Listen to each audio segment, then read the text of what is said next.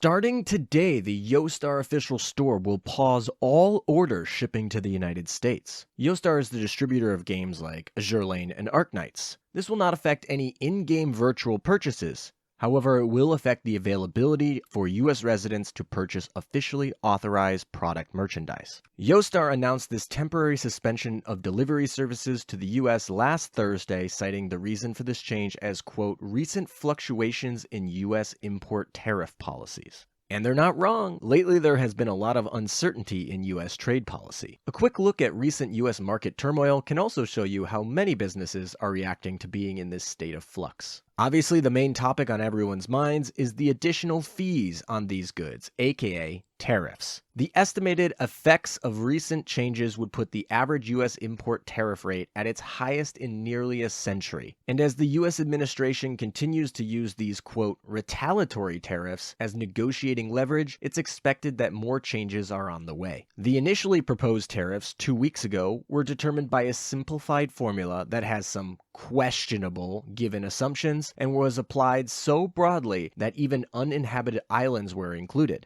Because, you know, Americans must be protected from having their jobs being outsourced to penguins. Then a week later, just last week, a 90-day pause was announced that saw new tariff rates that were drastically tougher on Chinese goods. Coincidentally, a day after this change, Yostar, a Chinese-based company, made this suspension announcement. And it wouldn't be surprising to see even further changes come in the near future. However, Yostar also cited custom clearance delays as another reason for their new policy excluding shipments to the US. And this is a valid concern, given that by executive order, the de minimis treatment typically enjoyed by individual US consumers will be eliminated for China on May 2nd of this year. This is an exemption from duty fees for goods brought back under $800 by a single person. If you've ever returned to the US from abroad, a customs agent most likely would have asked you if you have any items over $800 that you would like to declare. This rule is why previously many US citizens have had no direct interaction with tariffs. It is also the loophole that companies like Temu and Shein have used to bypass tariffs. And it's no surprise to me that Yostar is stopping US order service weeks before this goes into effect. Most orders placed through them likely fall under this exemption, and duty fees are charged to the importer, i.e. the customer, at the time that they arrive to port. When this goes into effect, unsuspecting US customers would be subject to massive tax charges by the government, potentially greater than the original cost of the good, well after the initial checkout. This would likely cause some confusion and dissatisfaction with the person who placed the order. And if the duty wasn't paid within a certain time frame, the good would either be destroyed, auctioned off, or sent back to Yostar at their expense. Even if you fully expected to pay this import fee as a customer, it's likely that you'll see massive delays regardless. Annually, this means that customs agents would have to inspect and bill 1 billion extra packages, clearly making extra work for government employees.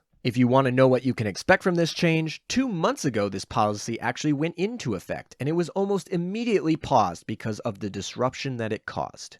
The U.S. Postal Service even suspended delivering all international parcel packages from China. So needless to say, this would affect their shopping experience through their store, and so they are opting out of the U.S. market temporarily. They said that as soon as trade policies stabilize, they will resume shipments to the U.S. Your guess is as good as mine for when that will happen, so if you live in the US and want to pick up anything at the Yostar store, today is your last day for the foreseeable near future. If you're part of my audience that isn't from the US, then this news doesn't really affect you directly, but hopefully you learned something today. Nothing in-game is changing at this time, it's solely for physical merchandise. Although we will have to watch what comes of the European Union's regulations for in-game digital currency after the recent Consumer Protection Cooperation Network's recommendations last month. Anyway, I hope you enjoyed this video. A little bit different than my typical content. I decided that because this would at least affect some of my audience and that no data mine video was necessary for today's maintenance, which includes just a rerun of the Frostfall event, I would publish this video. So thank you guys for watching, and I will catch you guys next time.